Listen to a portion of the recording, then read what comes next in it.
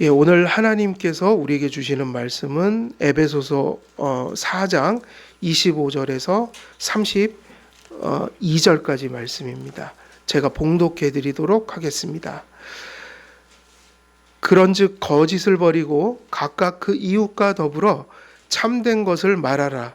이는 우리가 서로 지체가 됨이라. 분을 내어도 죄를 짓지 말며 해가 지도록 분을 품지 말고 마귀에게 틈을 주지 말라. 도둑질하는 자는 다시 도둑질하지 말고 돌이켜 가난한 자에게 구제할 수 있도록 자기 손으로 수고하여 선한 일을 하라. 무릇 더러운 말은 너희 입 밖에도 내지 말고 오직 덕을 세우는데 소용되는 대로 선한 말을 하여 듣는 자들에게 은혜를 끼치게 하라. 하나님의 성령을 근심하게 하지 말라. 그 안에서 너희가 구원의 날까지 인치심을 받았느니라. 너희는 모든 악독과 노함과 분냄과 떠드는 것과 비방하는 것을 모든 악의와 함께 버리고 서로 친절하게 하며 불쌍히 여기며 서로 용서하기를 하나님이 그리스도 안에서 너희를 용서하심과 같이 하라. 아멘. 예, 오늘 에베소서 25절에서 32절 말씀 가운데 이제 마지막 그 단락 31절에서 32절 말씀 전하도록 하겠습니다. 우리가 이 25절에서 32절은 하나님께서 부르신 그 성도들의 개인 경건만이 아니라 사실은 이게 교회론적인 시각에서 다가가야지 이 말씀을 성령님이 우리에게 주시는 말씀에 진정한 어떤 순종에 이르는데 이를 수 있는 이야기다. 왜냐하면 교회론이 빠져버리면 사실은 이 말씀은 절반이 이렇게 의미가 없어지는 거예요. 그래서 25절에서 그 말 우리 한글 성경에 보면 이렇게 돼 있잖아요. 우리가 서로 지체가 됨이라. 25절 말씀이에요. 시작을 이렇게 시작했다고요. 다시 말하면 여기서 얘기하는 부덕함과 또 덕스러움이라는 기준이 무엇을 세워가는데 유익이 되는 것들을 얘기하고 있습니까? 교회를 세워가는데 유익을 끼치는 것을 얘기하고 있습니다. 그래서 개인 경건이면서 그것이 교회를 세워가는데 우리가 어떤 태도로서 살아가야 될 것인가, 거기서 어떤 새 사람의 옷을 얘기하기도 하고 성화를 얘기하기도 하고 또 특별히 오늘 이 주어진 본문은 무엇을 얘기하고 있다고 그랬어요? 우리의 언어 생활을 얘기하고 있다. 그래서 이런 구심점들이 이 문맥 속에 흘러가면서 또 우리가 주목할 것이 31절과 42절 오늘 말씀 전하는 것은 30절에 연결되어 있는 말씀이라는 거 되게 중요하죠. 그래서 이 하나님의 성령을 근심하게 하지 말라. 그러면 성령을 근심케 하는 일이 사실 이 문단의 주제와하고 엮여 있는 거란 말이에요. 그래서 우리는 늘 내가 하나님 앞에 개인적으로 착한 사람이 되고 뭐 순종하는 뭐 이런 차원만 생각할 것이 아니라 아무리 그것이 대단해도 교회를 세우는데 덕이 안 된다면 그건 아무런 의미가 없는 거예요. 그래서 성령을 근심케 한다는 얘기는 우리가 거듭나고 성화되는 거 당연히 그게 본질인데 그럼 왜 거듭나고 하나님이 우리를 성화되게 하셨어요? 하나님께서만 세울 수 있는 새로운 사회, 다시 말하면 저 세상이 아니라 하나님의 사회죠. 교회예요. 그리고 그들이 이제 종말이 되면 하나님 나라에 이제 그 백성들이 그죠? 천국에서 영원히 침해받지 않는 공동체로서 지극히 하나님 앞에 뜻을 성취해버린 공동체, 교회. 지금 이 지상에서는 연약하고 불완전하고 싸우고 있는, 그러니까 믿음의 선한 싸움을 싸우고 있는 공동체. 그런 의미에서 성령을 근심케 한다는 것은 결국 무엇과 관련이 있는 거예요? 지금 이 말씀대로 하면 교회를 세우는 덕을 성도들이 세울 것이냐 허물 것이냐 하는 그런 의미들을 담고 있다는 거예요. 그래서 성령을 근심케 하지 말라는 말씀을 우리가 이제 지난 시간에 다 전했고 이제 오늘 31절과 32절로 넘어가는 거예요.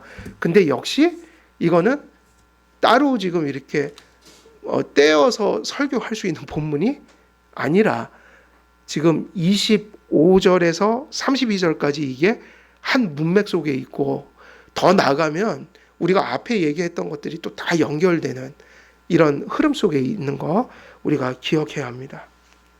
그래서 오늘은 우리가 31절, 41절, 2절을 좀 살펴보면 사도 바울은 29절에서 언어의 그 성화를 교훈한 후에 언어로 짓는 죄가 개인의 경건과 교회가 진리 안에 일치하여 서로 사랑으로 연합하는 것에 얼마나 큰 폐해를 가져오는지를 교훈했습니다. 그래서 30절에서는 언어로 인해서 경건이 허물어지고 교회의 진리와 사랑이 허물어지는 일을 바로 이 일을 누가 가장 근심하게 하는 일이라고 말씀을 드렸어요. 성령을 근심케 하는 일이다. 그래서 우리가 그동안에 성령이 근심하신다 뭐 이런 내용을 알고 있었고 때로는 회개할 때 성령을 근심케 해서 잘못했습니다 뭐 기도도 했지만 사실은 정말 에베소서 이런 말씀들이 그 성령을 근심케 한다고 할 때 이게 주마등처럼 이렇게 흘러가야 되는 거예요. 그 성령을 근심케 한다는 말이 정말 무슨 얘기인가? 근데 그 본질에는 뭐가 있다는 거예요? 교회가 있다는 거예요. 단지 나 혼자 잘 믿고 잘 살고 내가 개인적으로 뭐 이런 차원을 넘어서 있다. 그래서 이 말씀을 이루는 것은요, 개인이 할 수 있는 일이 이게 되게 중요해요. 이건 몸이 하는 일이에요. 그죠? 아무리 우리가 혼자 잘한다 해도 교회가 망가져 있으면 그 교회에 내가 뭐가 되죠? 일원이잖아요. 아무리 혼자 잘하고 발버둥 쳐도 결국 공동체로 따지면 그 모두가 책망의 대상인 거예요. 이게 이해가 되십니까? 무슨 얘기인지? 나 혼자 개인 플레이 하는 건 안 됩니다. 왜냐하면 항상 교회에서 하나님의 백성은 구원받은 개인이면서 교회예요. 그래서 아무리 내가 거룩하다 하더라도 우리가 공동체로서 살기 때문에 함께 회개하면서 사는 거예요. 그래서 이사야서 오늘 마침 또 6장을 읽었죠. 이사야서.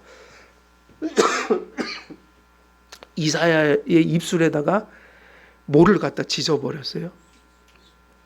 제단에 있는 숯불. 거룩한 불이죠. 근데 솔직히 이사야는 거룩하게 살았습니까? 안 살았습니까? 그 시대로 따지면 그만한 사람이 없어요. 물론 개인적으로는 죄가 있지만 그만한 사람이 어디 있겠어요? 그 시대에. 그런데 백성들의 입술을 먼저 지지지 않았어요. 누구의 입술을 지졌어요? 가장 잘 사는 사람을 불러다가 회개시키고 입술을 지져버렸다. 근데 그 말이 틀린 말은 아닙니다. 이사야도 죄인이에요. 어디에 이론이었으니까요. 나 혼자 잘했다고 죄인이 아닌 게 아니라 하나님은 몸을 보신단 말이에요. 그래서 교회는요, 운명 공동체예요. 같이 가는 겁니다. 그래서 교회 안에서 내가 혼자 잘한다고 되는 게 아니라 같이, 그리고 내가 아무리 거룩해도 하나님 앞에 교회가 불완전한 존재이니 우리는 함께 회개하면서 가야 되는 거예요. 그게 무슨 얘기인가? 참 이게 신비한 거예요. 개인으로도 보시지만 우리는 몸의 일부일 뿐이에요. 여러분들의 코, 눈, 입이라는 게요, 지금 이게 어디 붙어 있으니까 그냥 보기 좋아요? 지금 이렇게 몸에 제대로 붙어 있으니까 보기 좋지, 이거 하나 뚝 떼갖고 놓으면 그것처럼 또 그거 호러죠. 호러. 공포죠. 이게 떨어져 나가는 순간 공포예요. 다시 말하면 우리는 코만도 아니고 눈만도 아니고 입만도 아니라 그냥 이게 전체가 나지 이게 절대로 분리될 수가 없다고요. 하나님도 마찬가지입니다. 우리를 개인으로 보시는 관점이 있지만 교회로서 보세요. 그래서 제가 늘 강조하는 게요. 우리가 정말 이 한길교회 안에서 사는 것도 중요하지만 여러분 가정으로 직장으로 돌아가서 거기서 여러분 살아가는 게 너무 중요한 거예요. 거기서 어떻게 사느냐에 따라서 그게 한길교회가 되는 거예요.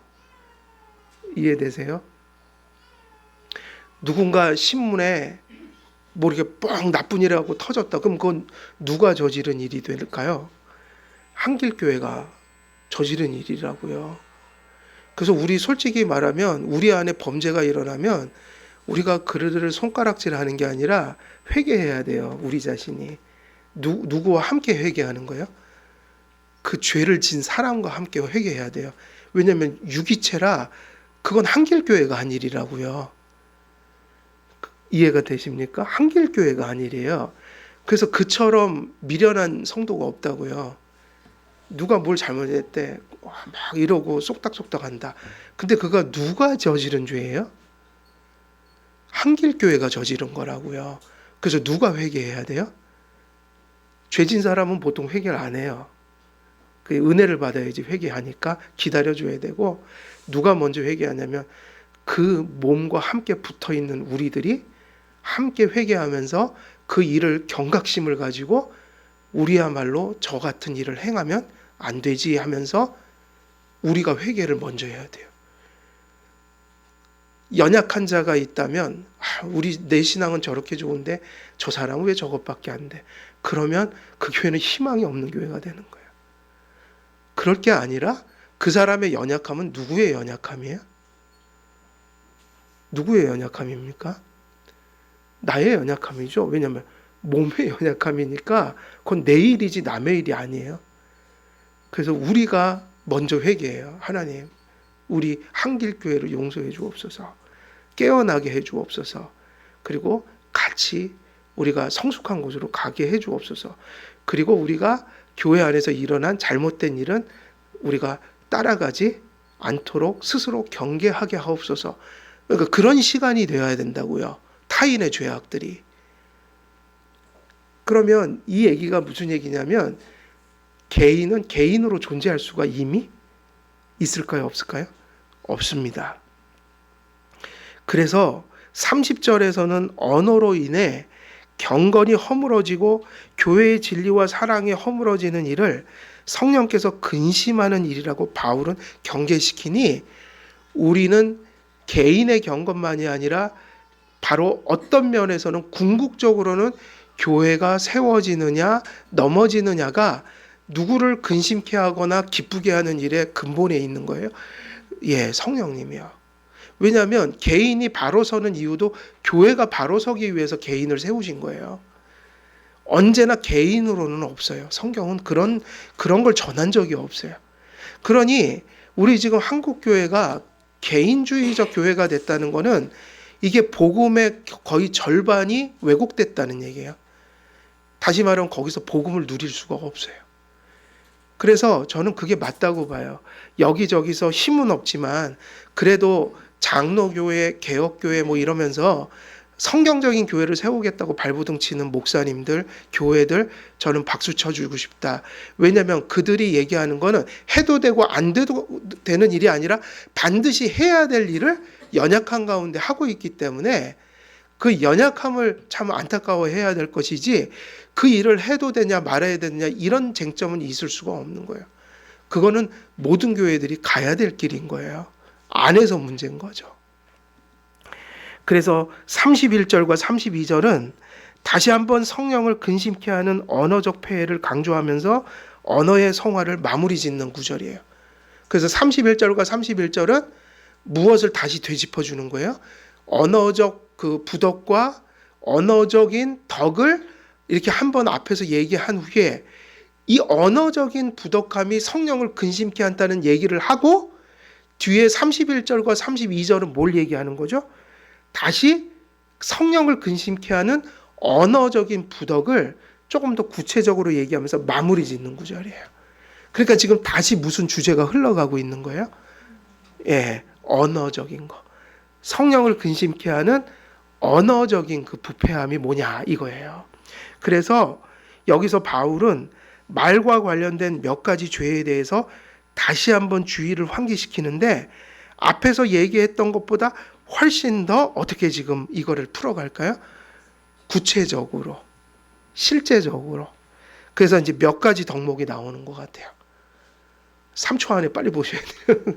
31절에 보면 몇 가지가 나오는 것 같아요. 부덕함을 몇 가지를 얘기했어요. 부덕함을. 그러니까 부덕한 것과 긍정적인 면을 다 얘기하는데 부덕한 걸 먼저 얘기합니다. 이런 걸 하지 말라. 그리고 성령을 근심케 하니까 아예 가슴속에 피어오를 때 갖다 버려라 빨리. 그걸 빨리 죽여라. 그걸 빨리 벗어나라. 이런 얘기를 하는데 그 우리가 피해야 할 6가지 덕목이 제가 답을 얘기해 버렸네요. 6가지. 이게 다 그냥 답을 얘기해 버렸네요. 6가지예요. 그래서 그리스도 안에 있는 자에게 부합하는, 성도에게 부합하는 덕, 그것을 6가지를 얘기하고 있습니다. 그러면 얼핏 보면 31절에서 언급된 악덕들이 앞에서 얘기했던 것을 반복하면서, 그리고 특히 분노에 대한 폐해를 반복하는 말처럼 보이지만 왜 그렇게 보여요? 제일 앞에 뭐가 있으니까 그런 겁니까? 그래서 보면은 악독과 노함과 분냄 이렇게 나오니까 여기서 우리가 화내는 건 앞에서 얘기했잖아요. 하루가 지나기 전에 마귀가 틈타지 못하도록 죄를 빨리 벗어나라. 그러니까 분노를. 그러니까 이게 분노를 다시 반복하나 하는데 사실은 분노가 아니라 뭐를 얘기한다고요? 언어 생활을 얘기하고 있어요. 근데 여기서 중요한 진리를 가르쳐 주고 있어요. 물론 언어로 짓는 죄가 많지만, 그죠? 많아요. 그런데 보통 교회를 허무는, 그리고 이렇게 힘겹게 쌓아놨던 개인적인 경건이 하루아침에 그것에서 넘어지는 바람에 개인도 쓰러지고, 그리고 죄책감에 휩싸여서 가던 길이 발목을 잡혀버리는, 우리가 어쩌면 이렇게 공동체 생활하고 같이 생활하면서 우리를 잘 넘어지게 하는 일들 중에 하나가, 사실은 여기서 분노라는 얘기를 하지만 사도 바울은 많은 얘기를 하면서 어디다 지금 되게 강조점을 두고 얘기하고 있냐면 우리의 언어다. 근데 왜 언어일까요? 그러면 이게 이런 이치가 있단 말이에요. 언어를 얘기하면요 거의 모든 부덕을 다 얘기하게 되는 거예요. 왜냐하면 마음이 여러 가지잖아요. 질투하는 말도 할 수 있거든요. 질투하는 말, 미워하는 말, 거짓말하는 말, 누구 명예를 훼손하는 말, 그죠? 수없이 많은 말, 이간질하는 말, 되게 많아요 죄가. 근데 그거는요 다 마음은 여러 가지인데 어딜 통해서 다 일어나는 거예요. 말로 표현해 갖고 그 죄를 짓는다고요. 그러니까 사실은 언어 생활을 붙들면 나머지가 다 해결이 되는데 그 중에서도 제일 많이 우리가 실수하는 것이, 다른 것은 다 계획을 해서 하는, 의도를 가져서 하는 일이 많지만 요거는 거의 다 예측이 안 되는 순간적으로 넘어지게 만드는 일이라. 그게 뭐라고요? 분노예요. 분노는 어느 순간에 확 치밀어 갖고 입으로 갑자기 튀어나오고, 그러니까 이게 사실은 다스릴 수 있는 그 여지가 많지 않아요. 그러니까 화는 없을 수 없는데 이게 사람은 두 가지로 구별되거든요. 성화된 사람과, 물론 성화가 안 될 수는 없는데 성도라면 그래도 이 면이 많이 연약한 분이 계신 거예요. 근데 이거는 이렇게 나누더라도 우리 모두가 어떤 순간에는 순식간에 넘어지는 부분이다. 뭘까요 그게? 분노란 말이에요. 그럼 분노가 왜 그렇게 넘어지냐면 아까 구별은 그렇게 한 거예요. 이게 그래서 평소 때 성령 안에서 성화의 그 과정을 많이 거친 분들은 화를 다스리는 훈련이 좀 돼 있어야 안 돼 있어요? 돼 있죠. 돼 있는 사람이 있죠. 그러나 또 우리가 세상과 또 우리의 삶의 주변을 돌아보면 그냥 화가 터지면 0.1초 내로 전혀 제어가 안 되는 사람도 있죠. 근데 그거는 왜 그러냐면 그 정도가 됐으면 이미 그거에 대해서 이미 손을 놓고 인생을 살아온 거라고요.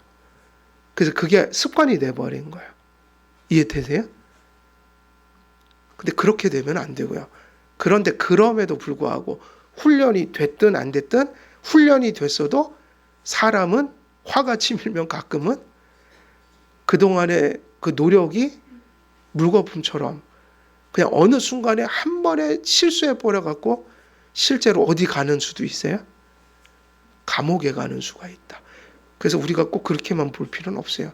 꼭 감옥에 있는 사람들이 우리보다 못하다. 그게 아니죠. 그 사람은 10년, 20년을 버득버득 참다가 어느 한순간을 못 참아갖고 감옥에 갈 수가 있어요. 어떤 사람은 0.1초도 못 참는데 잘 피해간 거예요. 요리조리. 사람들한테 감추고 숨기고 또 이제 뭐 요리조리 피해가다가 그래도 감옥 갈 일까지는 안 저지른 거예요. 근데 사람이요. 모세 같은 사람이 다윗 같은 사람이 어느 순간에 순식간에 넘어져서 칼을 들 수 있단 말이에요. 여러분 칼을 드는 사람들이 아주 특별한 사람 같아요. 우리 같은 사람일 수도 있을 것 같아요. 그 일이 어떤 사안이냐에 따라서 칼을 들 수도 있어요. 있을 것 같아요? 없을 것 같아요? 없다고 그러면 아직도 인간이 뭔지를 모르시는 거예요, 여러분들이. 나는 절대로 그 짓은 안 합니다. 그러니까 아직도 지금 하나님을 모르는 거예요. 인간이 그렇게 대단한 존재가 아니라고요. 그래서 인간 그룹을 너무 나누지 마세요. 인류 인간, 이류 인간. 근데 사실은 인간의 본성은 다 하류 인간들이에요. 저는 그게 기독교적인 시각이라고 봐요. 인간의 본질을 다 해부하잖아요. 그래서 그거 있잖아요. 그래서 장로교의 정신이 뭐죠? 인간의 본성을 따라 인간의 소견을 따라 하지 않고 뭘 따라서 교회를 하는 거예요? 말씀을 따라서. 근데요, 인간의 본성은요, 다 하류예요. 상류가 없어요. 제 말 맞아요? 틀려요? 좀 맞으면 아멘 해보시죠. 아이고, 우리 교회 몰래 잘 이거 안 하는데 죄송합니다. 그냥 장난 그냥 한번 웃자고 해본 거예요. 근데 저는 그게 맞다고 봐요. 그래서 교리적으로 원죄를 아는 분들은 그걸 안다고요. 원죄는 나타난 게 아니라 모든 사람, 아담 안에서 태어난 사람들이 동일하게 가지고 있는 거다. 그래서 이게 되게 중요해요. 그래서 이게 분노를 얘기하는 게 아니라 언어를 계속 얘기하고 있는데 어디서 망가져버린 행동이 나타나는 거예요? 분노 때문에 튀어나오는 것들. 근데 이게 보통은 가장 우리가 제어하기가 힘든 거예요. 그래갖고 이제 저희들이 그 순간의 화를 못 참아서 항상 이제 뒤따라오는 게 뭘까요? 뭐가 이렇게 뒤따라와요? 후회. 그게 내 마음 같지 않은 거니까. 마음대로 안 되는 거니까. 근데 너무 순식간에 폭발해 버리는 거니까. 그리고 나서 항상 반복되는 게 뭐냐? 후회. 후회를 하죠. 뒤가 안 좋아요. 그리고 이제 가족들끼리 제일 조심한 게 그거예요. 가족들. 왜냐하면 요게 또 남에게는 좀 이게 그게 있으니까 체면. 그러니까 남한테는 잘 안 해. 그리고 어디 오면 제일 안 할 것 같아요. 교회에서는 또 제일 안 하죠. 우리는 가끔 천사가 될 수도 있어요, 사실은. 천사. 날개 이렇게 달린 거. 근데 사실 가족들끼리 모였을 때는요, 허물이 없어서 그게 가끔은 튀어나가고 서로가 후회하는 거예요. 왜 후회해요? 솔직히 말하면 제일 사랑하는데 상처는 또 제일 많이 주는 거예요. 가족이 이상하죠? 제일 사랑하는데 이게 목숨을 줄 수도 있는데 또 대부분 상처는 누구한테 받는 것 같아요? 남편은 아내에게 받고 아내는 남편에게 받고 부모는 자식에게 받고 또 자식은 누구에게 받아요? 부모에게 상처받고. 그럼 이상하게 제일 사랑하는데 또 상처받은 거 보면 다 가족들이에요. 그게 왜 그러냐? 이게 인간의 이게 참 어려움이에요. 그래서 분노를 일으켜 나타나게 되는 사실은 뭐를 얘기하고 있는 거예요? 분노가 일으키는 언어적 결과. 요거를 반복하고 있습니다. 그러니까 여기서 얘기하는 건 분노가 아니라 뭐죠?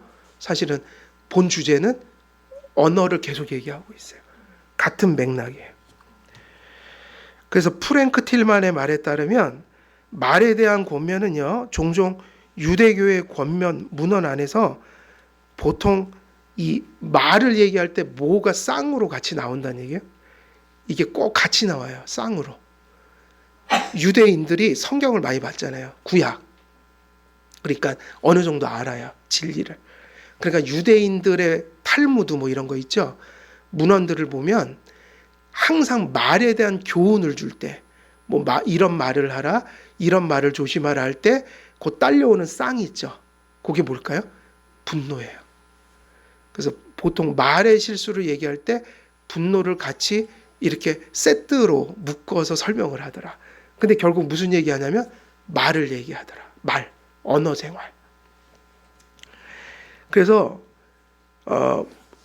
여기서 언급된 악한 언어 생활의 6가지 덕목들은 분노가 일으키는 말의 실수들이에요. 악덕들이에요. 다시 말하면 이 말이 무슨 말일까요? 그러니까 어쩌면 이 혀와 입은 좀 억울할 수도 있을 것 같아요. 그냥 얘 때문에 이게 있는데 욕은 누가 먹어요? 그러잖아요. 꼭 너는 입 조심해 그러잖아요. 마음 조심해 그래야 되는데 뭘 조심하라 그래? 그럼 얼마나 억울하겠어요. 나는 뭔 죄야. 이게 그냥 마음이 나오는 분출구여서 내가 한 게 아니라니까 네가 했지. 그런데 욕은 입이 다 먹어요. 그런데 그러니까 이 말이 무슨 말이냐면 성난 말이에요. 분노에 차 있는 말. 어떤 면에서 분노가 점점 강렬해지면서 그래서 오늘 6가지는 그냥 6가지가 열거된 게 아니라 어떤 구조로 가는 거예요? 6가지가 처음에 악독부터 나왔잖아요. 악독부터 이제 예를 들면은 그 다이너마이트에다가 불을 붙이면 그 심지에 이렇게 타들어가죠. 그것처럼 이런 구조로 돼 있어요. 악덕부터 해갖고 점점 불꽃이 탁 튀면서 지지직 하면서 막 불꽃이 번져가다가 꽝 하는 그런 모습이에요. 예. 다시 말하면 그냥 나열한 게 아니라는 거예요. 이런 거를 뭐라 그러죠? 점층적인 표현. 예. 심화적인 모습으로 표현하고 있다. 분노가 강렬해지면서 언어적 행위들이 어떻게 점점 강렬하게 나타나는지를 가르쳐주고 있어요. 말로 짓는 죄도 역시 사실은 어디로부터 시작되는 거예요? 마음. 그래서 항상 우리가 언어적인 잘못을 저지르고 나서는 사실은 혀에게 다 잘못을 돌릴 게 아니라 어디를 들여다봐야 돼요? 우리의 내면을 자꾸 성찰해야 된다. 그래서 어떤 행동들로 반드시 분출이 되게 되어 있습니다. 그러니까 뭐로부터 시작하냐면 악독이라는 내면적인 것으로부터 시작을 해요. 그래서 분노에는 그러니까 말의 실수에는 항상 뭐가 있다고 봐야 돼요? 불씨가 있는 거다. 그 불씨는 어디서 타오르죠? 우리 마음의 어떤 상태들이 있다는 거예요. 31절에 보면 제일 먼저 뭐를 얘기했습니까? 이제는 이제 본문으로 들어와서 제일 먼저 모든 악독 그랬는데 모든이라는 걸 항상 붙이면 이게 무슨 용법이 되는 거예요? 강조가 됩니다. 그래서 악독 그러는데 그냥 악독이라고 하지 않고 야 무슨 악독이든 악독은 그냥 무조건 안 되는 거야 이 얘기를 하고 있는 거예요. 그래서 뭐를 붙였어요? 모든. 그럼 여기서 악독은 뭘까요? 이게 악독이라는 게요 피크리아라는 단어예요. 피크리아. 근데 피크리아라는 단어의 그 뜻이 뭘까요? 이것은 일종의 그 반감을 의미해요. 반감. 그래서 왜 우리 영어로 하면 비털하다고 그러잖아요. 비털.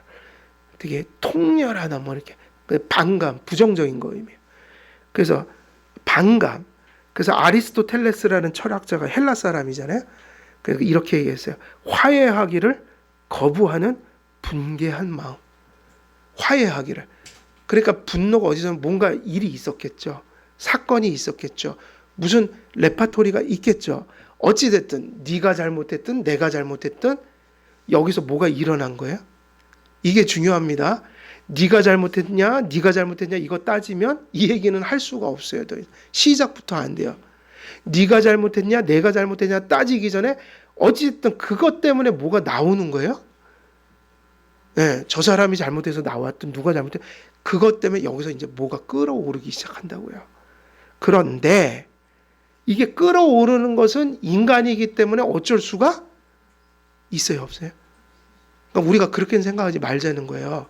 끌어오른다고 그거를 너무 이상하게 생각하지는 이게 끌어오르지 않으면 인간이에요, 아니에요? 그러니까 이거를 부정하면 이건 겸손하지 못한 짓이에요. 우리 주제를 알아야죠. 이게 끌어올라야 그게 인간이죠. 그러니까 나도 좀 이해해주고 사람들도 이해해주란 말이에요. 근데 뭐가 문제냐면 끌어오르는 대로 내버려 두면 안 되는데 거기서부터 이제 책임이에요. 책임이라고요.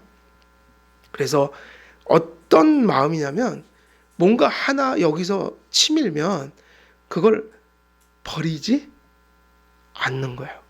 다시 말하면 어떤 화해하기를 거부하는 반감, 그걸 뭐라고 불러요? 악독이라고 부른다. 그래서 처음에는 내가 피해자일 수 있고 가해자일 수도 있고 상호 잘못일 수도 있지만 이게 중요하지가 않다는 거예요. 남이 잘못해서 당한 일이지만 그것 때문에 내가 나를 컨트롤 못하면 그게 내 죄가 돼버린다, 오히려. 근데 가만히 생각하면 그 얘기가 틀린 얘기는 아니에요. 어떤 분이 나와서 그 얘기하는데 누가 나에게 비방을 하고 누가 나에게 해를 줬다. 근데 이것 때문에 일어나는 현상은 다 누가 일으키는 거죠? 저 사람이 하는 거예요? 내가 하는 거예요? 거기서 나오는 불행들은 자기가 하는 거라고. 그래서 그분은 그렇게 얘기하더라고요. 너무 남을 신경 쓰지 말아라. 너무 피해의식을 갖고 살지 말아라. 누구 때문에 그러지 말고 사실은 네 때문에 네가 불행하게 사는 거다. 왜냐? 웬만한 피해를 입었어도 그 다음에 내 속에서 일어나는 건 내 속에서 일어나는 거지 그 사람이 내 속에 있는 걸 만들어낼 수는 없다. 그래서 누군가는 우리를 미워해서 그 사람을 괴롭히려고 막 뭘 하는 거야. 뭔가를. 근데 내가 안 받으면 나는 아무렇지도 않은 건데 우리는 연약해서 그거 하기가 힘들다. 근데 그 말은 맞다. 내가 어떻게 하느냐에 딸린 것이다. 이 비슷한 얘기예요. 그러니까 악독은 일종의 뭐죠? 반감이에요. 반감. 이 말은 화목하기를, 그럼 반감이 왜 나쁜 거죠? 근데 여기서 지금 이게 중요해요. 자, 이 말씀을 어떤 토대 위에서 지금 어떤 목적을 향해서 주고 있다고 그랬죠? 교회론적이라고 그랬죠? 교회론적이니까 이게 무슨 적이라고 할 수 있어요? 관계성을 얘기하고 있으니까 왜 갑자기 이런 얘기하다가 화해를 얘기하고 화목을 얘기하고 악독이라는 게 이렇게 보면은 화목하기를 화해하기를 거부하는 아주 그 굳어진 마음이다라고 하면 이게 이미 관계성이잖아요. 관계라고요. 왜 그런가? 교회론을 얘기하고 있으니까 이 얘기를 할 수밖에 없는 거예요. 교회 안에서 우리가 그게 어떤 이유이건 가슴속에 이러한 악독이라는 게 피어오를 때 이것이 반드시 무엇을 갈라놓는다는 거예요? 무엇을요? 다시 말하면 성도의 관계를 어렵게 만든다는 거예요. 그래서 이걸 다스려야 된다는 거예요. 그러니까는 아리스토텔레스가 화해하기를 거부하는 분개한 마음이라고 할 때, 이것이 반감이라고 할 때 이것을 관계적인 걸 얘기하고 있으니까 바울은 이 얘기를 어떤 차원에서 하냐면 이것이 나타나면 뭐가 깨지냐면 개인 경건을 얘기하는 게 아니라 그것뿐만이 아니라 관계가 부서진다. 그것을 지켜내기 위해선 우리 안에 있는 반감을 소멸시켜야 된다는 거예요. 이 말은 화목하기를 거부하고 화해하지 않으려는 마음으로 심술궂은 마음. 결국 이런 반감은 이게 한글 이게 번역을 해놓은 거지만 좋은 표현이에요. 결국 무슨 마음이 생길 수밖에 없어요? 반감이 생기잖아요. 그러면 무슨 마음이 생길 수밖에 없어요? 이것을 가리켜 한국말은 그렇게 심술궂은 행동을 하기 시작한다. 심술궂다. 악독은 개인적인 관계나 공동체의 화목을 깨고 관계의 균열을 일으키는 부정적인 의미에서 반감을 가리킵니다. 그럼 왜 이런 것을 의미하냐면 관계성을 가지고 나왔기 때문에 언어 생활에 있어서 관계적인 악독을 끌고 나온 거예요. 바울이. 그래서 바울은 개인의 경건과 교회의 일치와 연합을 위해서 악독에다 무슨 수식어를 붙였습니까? 모든이요. 그게 어떤 악독이든 무슨 반감이든 교회의 하나됨을 위해서 모든 반감을 조심해야 한다라는 거예요. 때로는 그게 내가 옳을 수도 있고 내가 피해자의 입장에 있을 수도 있어요. 그리고 상호 잘못일 수도 있지만 이 반감을 잘 성찰하고 다스리고 제어하지 못하면 반드시 그것 때문에 뭐가 깨진다는 거죠? 관계성이 깨진다는 거예요. 다시 말하면 성도의 교제에 엄청난 어려움이 온다는 거예요. 성난 말과 행동을 일으키는 근원이요. 그래서 5가지의 덕목들은 사실 이것에 불을 지피는 그 불씨는 뭐인 거죠? 오늘 성경 보면 그걸 뭐라고 가리킨 거예요? 악독이요. 이 반감을 바울은 악독이라고 표현한 거예요. 자, 그래서 모든 말과 행동은 마음에서 시작되기 때문에 불씨를 끄지 않으면 그것이 커지고 번져서 반드시 말과 행동으로 표출되게 돼 있어요. 그러니까 이게 참 어렵죠. 여기서 불꽃이 일어났다. 이것을 끄지 않았다. 그럼 반드시 뭐로 나타날까요? 그럼 말로 할 수밖에 없는 거예요. 이미 제어 안 되면. 그럼 말로 한 게 말로 끝나면 너무 좋겠죠. 근데 절대로 그렇지 않아요. 말은요 반드시 무엇을 일으켜요? 행동과 가시적인 어떤 결과를 만들어내요. 그래서 이제 악독이라는 것은 그런 의미다. 두 번째는 뭐를 얘기했어요? 두 번째는 묶여 있습니다. 이게 묶여 있는데 뭐와 뭐죠? 노함과 분냄이에요. 근데 이게 한글 성경은 서로 다를 바가 별로 없어요. 그리고 한글에는 분노, 화냄, 뭐 노함 이게 다 같은 동의어지 이게 다른 의미를 갖지는 않아요. 그런데 헬라어는 두 개가 단어 자체가 달라요. 그래서 노함이라는 건 띠모스라는 말이에요. 띠모스. 그리고 분냄이라는 건 오르게라는 단어예요. 뭐 완전 다르죠? 그런데 왜 이런 걸 구분하냐면 서로에게 있어서 약간 인과적인 관계를 가진 화냄이에요. 화냄은 똑같은데 헬라어는 다르다. 단어가. 그러면 약간 그 인과적인 원인 관계를 가진 단어다. 그러면 이제 노함이 뭘까요? 노함은 속에서 불타서 일어나는 것을 의미하니까 요거는 밖으로 일어나기 전에 어디에 있는 거예요? 우리 안에서 일어나는 거. 이거는 어쩔 수 없는 거죠. 근데 빨리 끄라는 거죠. 이게 일어나는 건 어쩔 수가 없어요. 근데 분냄은 뭐냐면 분냄은 속에서 불타오른 그 띠모스라는 것이 표면에 어떻게 돼요? 분출돼요. 맞죠? 우리가 화날 때 표정에 그게 나와야 안 나와요? 나오죠. 정도 차이가 있지 이거는 다 있어요. 예. 저 같은 사람은 잘 나올까요? 덜 나올까요? 저는 속이질 못해요. 이게 이 가림막이 너무 얕아갖고 저는 솔직히 감정을 잘 속이지는 못해요. 예, 그게 꼭 나쁜 건 아니죠.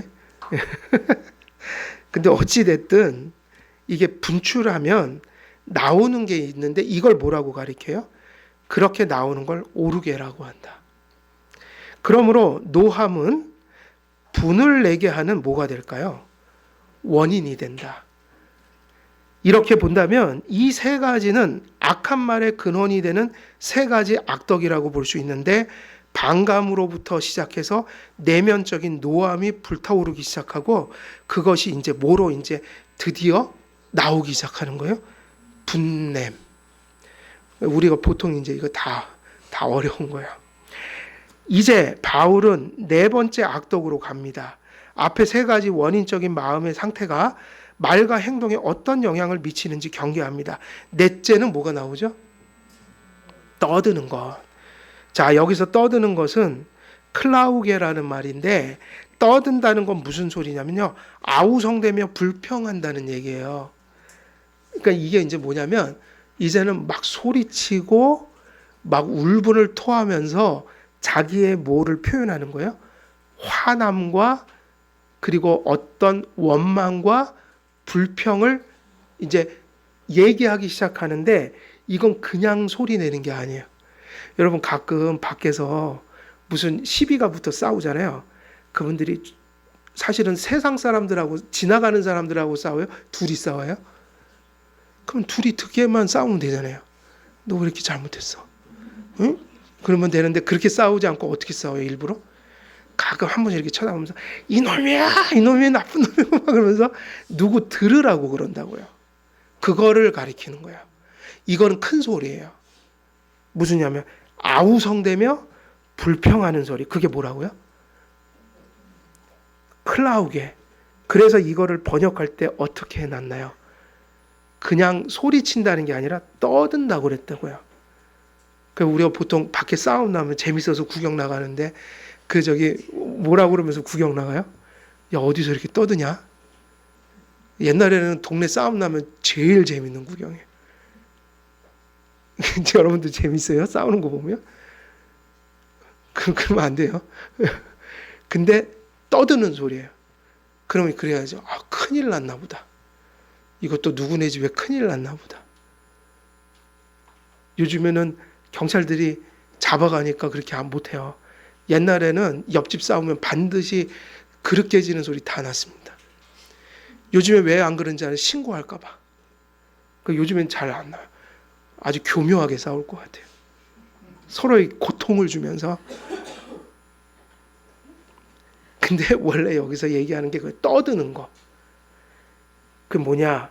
떠드는 것은 악의와 분노, 노함이 폭발해서 큰 소리로 위협하려고 소리치고 그 다음에 불평하려고 소리치고 그리고 그것을 다른 사람들에게 이 사람의 명예를 훼손해서 사람들이 이 사람에 대해서 동요시키는 거예요. 동요. 그래서 사실은 우리 데몬스트레이션 시위하는 게 어떻게 하면 조용히 합니까? 떠듭니까? 데모의 맛은 뭐죠? 사람들을 뭐 시키는 거예요? 요동시키는 거라고요. 그래서 그걸 잘해야지 그 효과를 발휘하는 거예요. 시위는. 그래서 북치고 막 난리치잖아요. 사람들을 소요시킨다. 막 그렇게 시키는 거야. 예. 그래서 그거를 위해서 어떻게 하냐면 뭐가 나오기 시작하면 이제 소리가 나오기 시작한다. 그래서 악독과 노함과 분냄 다음엔 반드시 뭐가 이어지게 돼 있다고요? 반드시 그것의 소리가 들려지기 시작해요. 그걸 가리켜 떠드는 것이다라고 표현했습니다. 그 다음에 떠드는 것은 별 의미가 없죠. 일단은 이렇게 동요시키려고 하는 거니까 일단 소리를 치면 되는 거예요. 약간 피해자 코스프레를 하면서. 그리고 옛날에는 맞지도 않은데 막 이렇게 누워버리잖아요. 누워갖고 사람 죽어 그러잖아요. 그게 뭐냐면 그게 떠드는 것이고, 근데 그 다음에는 뭐가 필요할 것 같아요? 그걸 사람들이 이제 어느 정도 들썩들썩하고 모이잖아요. 그럼 뭐를 하는 거죠? 이제 말을 해서 그 설득을 시켜야 된단 말이에요. 그래서 이제 뭐가 나오냐면 비방하는 것이 나오기 시작해요. 비방하는 것은 떠드는 것의 목적이에요. 그러니까 아까 왜 떠들었을까요? 그러면 비방하기 위하여. 그럼 이 비방한다는 건 무슨 의미죠? 남의 명예를 실추시키는 거예요. 그래서 떠드는 것의 목적은요, 뭐 하기 위함일까요? 라고 하면 쟁론하기 위함이다. 남의 명예를 뭐 하기 위한 거예요? 손상시키는 거예요. 떠드는 것의 목적은 상대방에게 적대감과 분노를 표출하고 주변의 사람들에게 불평을 알리고 조장하려는 데 있고, 그러나 떠드는 것은 사실은 이 목적을 위해서 하는 거니까 모이고 사람들이 술렁거리면 그 다음부터 이제 개념이 전달돼야 되잖아요. 저놈이 나쁜 놈이다. 그럼 그게 뭐죠? 비방하는 것이에요. 비방하는 것은 매우 조리가 있어야 되는 거죠. 이건 매우 의도적인 것이어서 여기서부터는 이제는 그냥 약해서 나오는 거라고 할 수가 없고 책임을 져야 되는 거예요. 이게 사회에서도 이 정도 가면 뭐로 가는 거죠? 법으로 가는 거예요. 요즘에 한참 많이 서로들 소송 거는 게 뭐냐면 명예훼손. 왜냐하면 이거는 이미 의식적으로 하는 거란 말이에요. 이게 감정이 분출해서 하는 게 아니라 매우 의도적이어야 되는 거예요. 이성적이어야 되는 거예요. 비방하는 것은 자신이 적대시하는 어떤 이의 명예를 훼손하려고 하는 말이니 모독이란 의미를 담고 있다고 할 수 있습니다. 이러한 마음으로 말을 발설할 때 그 대상이 사람인 경우에는 뭐라고요? 이게 비방하는 것이 사람일 경우에는 명예훼손이 되고, 근데 이게 사람에게만 하진 않아요. 하나님을 향해서도 이런 일을 하는 사람도 있어요. 누굴 비방하는 거예요? 하나님. 그럼 이걸 가리켜 뭐라고 부르죠? 신성모독. 신성모독이에요. 매튜 엘리에 따르면 비방하는 것은 분노하는 대상에 대한 온갖 욕설, 험담, 비난하는 말을 동반한다고 합니다. 사실에 근거해서건 거짓에 근거해서건 적대감 속에서 타인의 명예를 실추시키려는 목적으로 할 때 그것은 몇 계명을 어기는 걸까요? 이게 10계명에 사실 나와 있는 계명이에요. 이게 9계명이에요. 9계명이 뭐죠? 거짓 증거하지 말지니라. 근데 9계명은 거짓 증거만 포함하는 게 아니라 누구의 명예를 훼손시키는 걸 의미해요. 그러니까 이제 이런 거죠.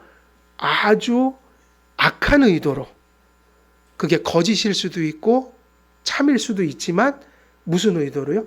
그 사람을 넘어뜨리려고 하는 거. 근데 그게 뭐냐? 명예훼손. 왜냐하면 고대 시대에는요, 명예라는 건 그의 직업과 그의 안전을 다 담보하는 거였어요. 왜냐하면 옛날은 촌락을 이루었잖아요. 한 사람이 나쁜 놈이 되면 거기서 왕따를 당하면 경제생활도 끝장나는 거예요. 그래서 그때 명예훼손은 지금보다 100배는 더 큰 데미지를 줬다고요. 그래서 그 10계명이 쓰여질 때 누구의 명예를 훼손하는 일을 그를 뭐 하는 거예요? 죽이는 거예요. 근데 그런 잔재들이 남아있어서 지금도 명예훼손은 작은 죄가 아니에요. 명예훼손은 큰 죄인데 사실 이 계명이 어디에 있는 거예요? 9계명에 있는 거다. 자, 여섯 번째 악의는 뭐죠? 여섯 번째는 뭐죠? 그 악의예요. 카키아라는 단어인데 악의는 관계를 깨뜨리는 악한 힘과 의도를 가리키는 일반적인 용어입니다. 악의는 적대시하는 사람에 대해 음모를 꾸미고 악을 행하거나, 그러니까 이제 절정에 달한 거예요. 악독으로부터 시작해서 내면으로부터 시작해서 정서로부터 시작해서 그게 폭발하니까 떠드는 것으로 가고 그 다음에는 어디로 가요? 의지적으로 비방하기 시작하고, 근데 이것이 비방은 그래도 여기까지는 뭐로 끝나는 거죠? 말로 끝나는 건데 이제 마지막이 클라이맥스예요. 뭐죠? 마지막이 악의라고 했죠. 악의는 뭐를 의미하는 걸까요?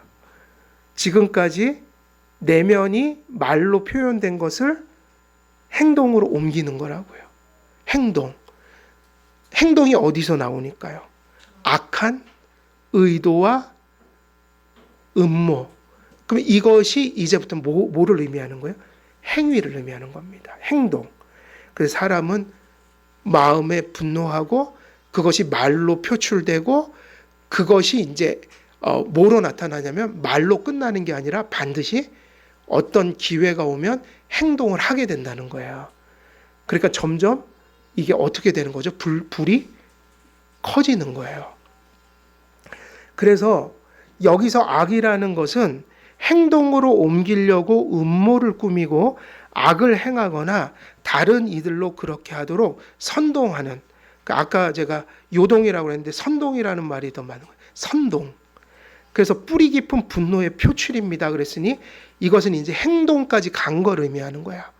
그 요번에 선거 때도 저기 더불어에서는 이재명 대표 여기 찢어졌고, 그 다음에 또 누구죠? 국민의힘에서는 그 여자 아나운서 누구예요? 예? 배현주인가요? 배현진. 그 막 저기 돌로 테러했죠. 그 행동으로 옮긴 거예요. 근데 되게 얼토당토하는 그죠? 불법적 행위인데 중요한 건 그게 어디서 나왔냐면 여기서 솔솔 일어났던 감정을 행동으로 표출한 거라고요. 시작은 여기서부터 시작이 된 거예요. 그러니까 그런 사례를 보면 그냥 이게 이해가 되는 거예요. 그게 바로 뭐를 다 거치는 거예요? 악독, 노함과 분냄, 떠드는 것, 그 다음에 뭐죠? 비방하는 것.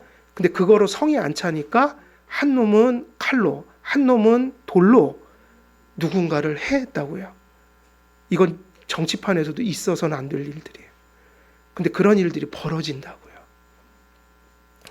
그래서 악의는 분노와 악한 말에 대한 6가지의 악덕의 최종적인 형태로 제시되고, 이렇게 해서 앞에 5가지 악덕을 모두 포괄하는 총체가 뭐라고 볼 수 있습니까?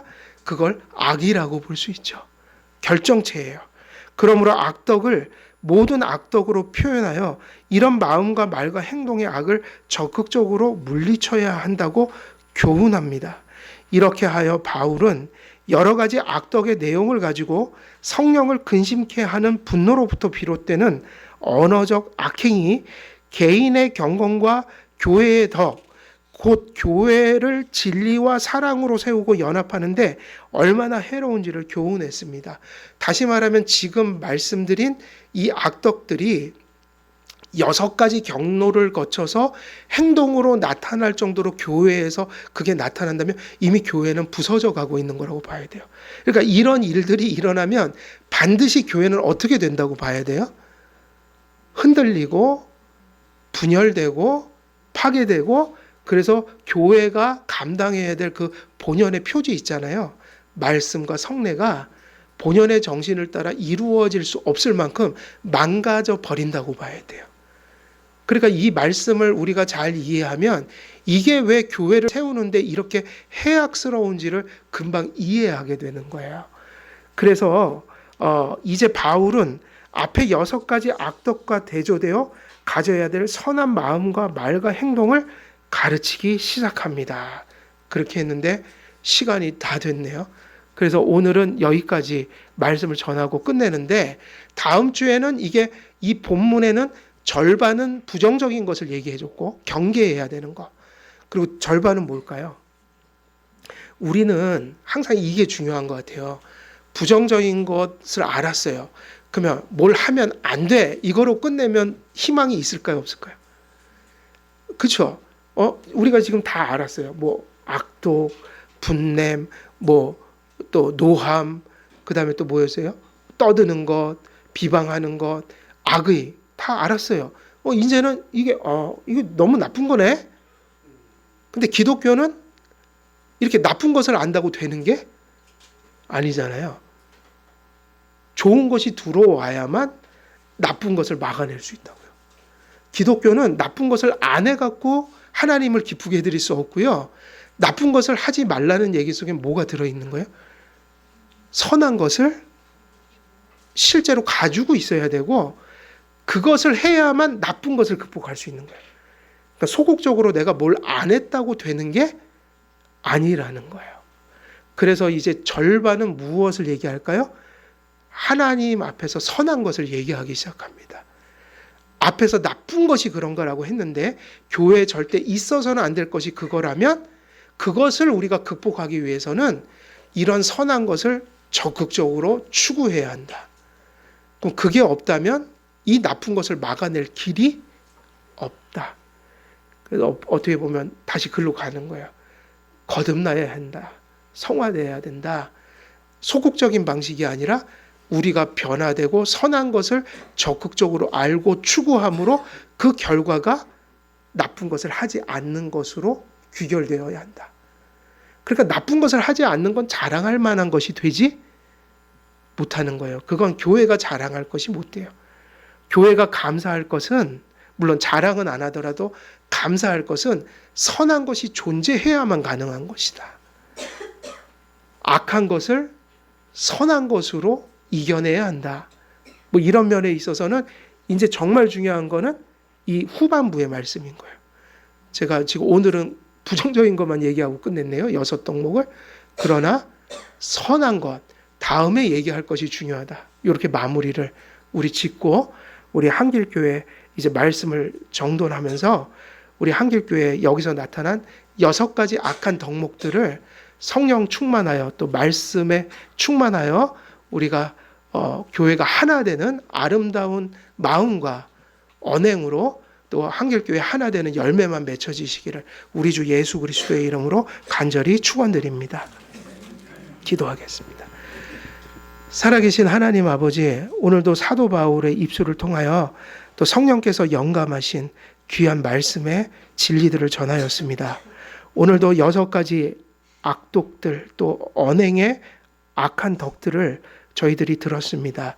성령님의 은혜와 말씀의 권능으로 이러한 악들을 우리가 제어하며 또 통제하며 또 그것들을 이기고 아버지 하나님께서 주시는 그 성령의 선한 열매들만을 우리의 개인의 신앙생활 속에 또 교회적인 또 공동체 생활 속에 예배 속에 구현할 수 있도록 하나님 함께해 주옵소서.